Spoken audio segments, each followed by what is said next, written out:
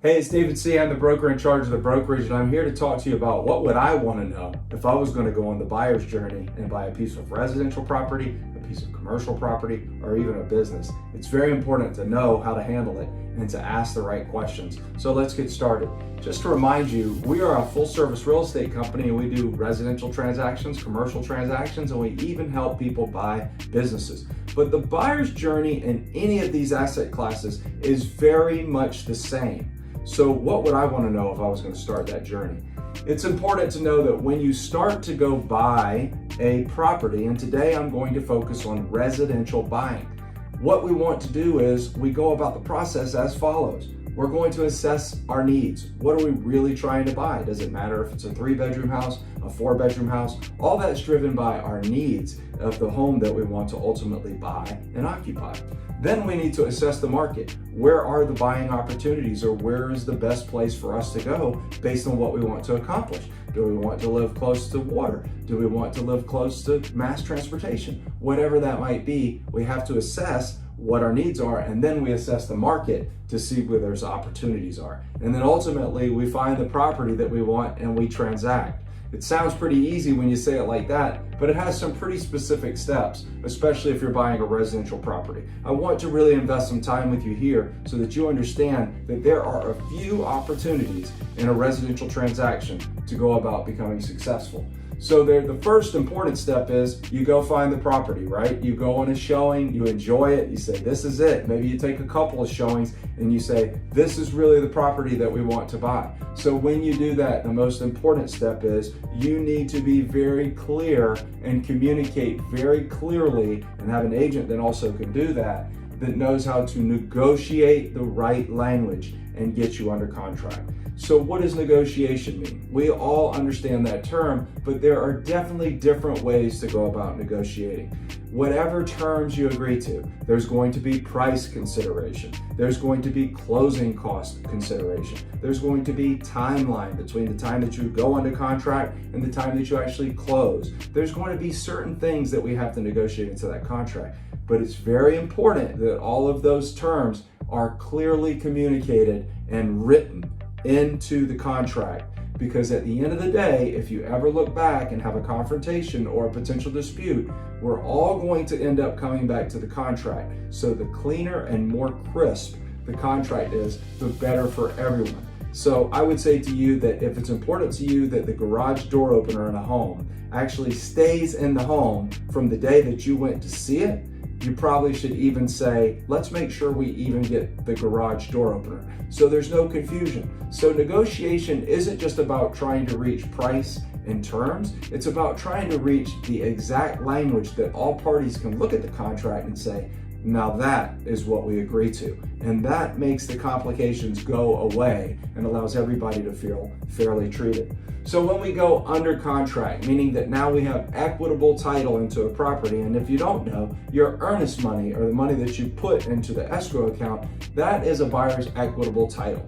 That allows you to go about taking very important steps to determine if you want to ultimately close on a transaction. I always recommend people go into a transaction hoping to accomplish the transaction. That means that both parties, the buyer and the seller, have a very clear intent to consummate a transaction and to close a real estate deal, because it is a legal transfer of property from one party to another.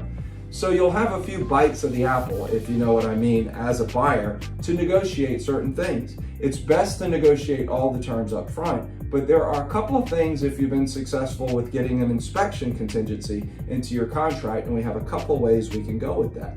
You can have a due diligence time where you go try to investigate everything else that you want to look at and see if the property is successful or the one that you want. I recommend, and I like to see a lot of people recommend, the repair process, because that just allows the buyer to look under the hood of the house, look at all the different things they want to look at, and to have the opportunity to speak to the seller about getting the home in the best transfer status possible. Meaning, if the air conditioning is not working properly, we would all like to have a nice working air conditioning. That's how we try to tell people to treat other people. Who wouldn't like to have an air conditioner that works? So if we have some problems with the air conditioner, let's see if we can go ahead and get those fixed before closing and agree to who might be responsible for paying that. So the inspection opens up the opportunity for us to work on repairing the property and getting everybody happy with the conditions. So the main things we always want to know is, it's kind of like Maslow's hierarchy of needs. We don't want to be sitting around sleeping in the wet, right? So we want to know that our roof is not going to have leaks. We also want to know that our plumbing is not leaking anywhere within the house. We want to make sure that the HVAC is not leaking somewhere in the house. Moisture inside of property that's not controlled is never a good thing for anyone. It can cause a lot of damage, it can cause a lot of problems, a lot of money, and a lot of heartache. So it's really important that we always think about, is this property in the best dried out condition as it possibly can be? So we go through a series of checklists to make sure that it's done, and we highly recommend you work with a professional, licensed, bonded, and insured home inspector so it can walk you through that whole process. And I highly recommend you go to your home inspection and meet the inspector so you can hear it right out of the inspector's mouth, anything that they've identified in a property that you might want to ask to be repaired or that you care about knowing. Because a report can be very big, it can be very intimidating, it can be very daunting, and it's important that you actually meet with the inspector and hear it right out of the horse's mouth, right?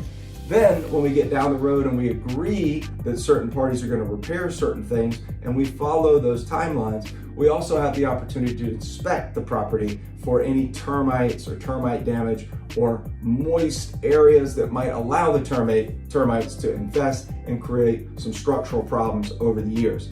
It's very important that you have the right people, licensed, bonded, and insured, inspecting the property and giving you the best inspection possible. And then what happens is we have a CL 100 document, and that document is something that's going to need to be addressed if there's any concerns on it. High moisture readings, we saw infestation of termites, all that is going to need to be cleaned up for anybody, especially the bank, if you're getting a mortgage on a property. And we want to satisfy or clear that letter so that everybody can be comfortable. Sometimes what you'll see commonly on that is rain has beat on the bottom of door jambs, door entryways, exterior doors for many, many years. And sometimes we see the bottom of those jambs start to become rather soft, mildewy.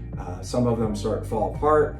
You know, maybe a homeowner over the years has tried to patch it with some type of product or some type of paint. You really want to clear that mess up because that is a fertile ground for termites to come in and fester. So really it's about addressing and being preventative and proactive to keep those problems from coming on to the next buyer, which is you if you're on the buyer journey. Then we also are going to be concerned about the appraisal value and the funding that goes along, because a bank is going to want to know that they're promising a loan, they're promising a debt against a property that actually has at least the appraised value of the contract. If you don't have the appraised value of the contract, then in our state, we allow the opportunity to further discuss that. The seller, if their price is over the actual appraised value, the buyer has a couple of options. The buyer can walk away if they're not willing to drop the price. They can increase the money that they're bringing out of their own pocket and proceed, or we can go a couple of different ways in the contract. It's always good to stay very closely in contact with the agents and the owners through their agents, if agents are involved, just to make sure that everybody always feels like we're positively moving towards a closing because we have the desire to move to a closing. So if you are on the buyer's journey and you're actually trying to purchase a home, you have a few opportunities to make sure that you are doing your homework in a very organized, step-by-step fashion. But you do that under the help of a legal purchase and sales contract. If you've decided to work with realtors, then you have the ability to walk through those in the state of South Carolina. So just to remind you, we want to negotiate and get under contract and clearly communicate as best we can. And sometimes over communication may seem annoying and obnoxious. It's better to over communicate always than to under communicate.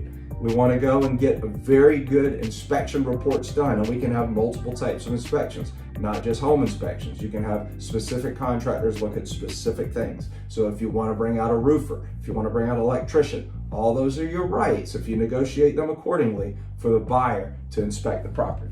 Then you want to make sure that you don't have any active termite infestation or any potential wet areas that could be compromised from the structural integrity of the home, that then you might be sad that you actually have a problem. So you want to investigate upfront to protect your interest as a buyer going in. Then you want to make sure that you give all the appropriate information to not only the bank so that you can get approved for your mortgage, but you give everything you possibly can to the bank so they can get it to the appraiser so that you get the best home value as possible, because you, as a buyer, you want to try to use all the bank's money if you've chosen to get a mortgage rather than putting some additional cash into that property. And everybody always wants to feel like they're getting a fair deal. I do too. Everybody should. So it's about making sure that we get a good appraisal as well.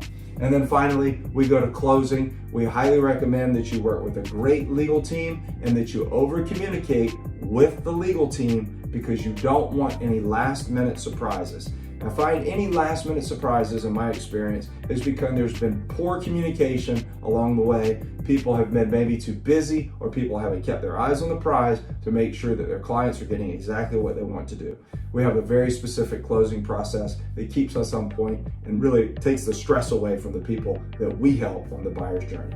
So listen, my name is David C. I'm the broker in charge of the brokerage. I absolutely love what I do, and I'm thrilled with my partner. We're having a great time in Mr. John Defoe. We love this business, and we love to help people just like you. So I'd ask you, the next time you have a question, do not hesitate to give us a call, because what would I want to know? And that's how I think every day when I'm working with people out there is, what would I want to know? Now let me help them understand what they need to know so they feel great after this transaction when it's closed.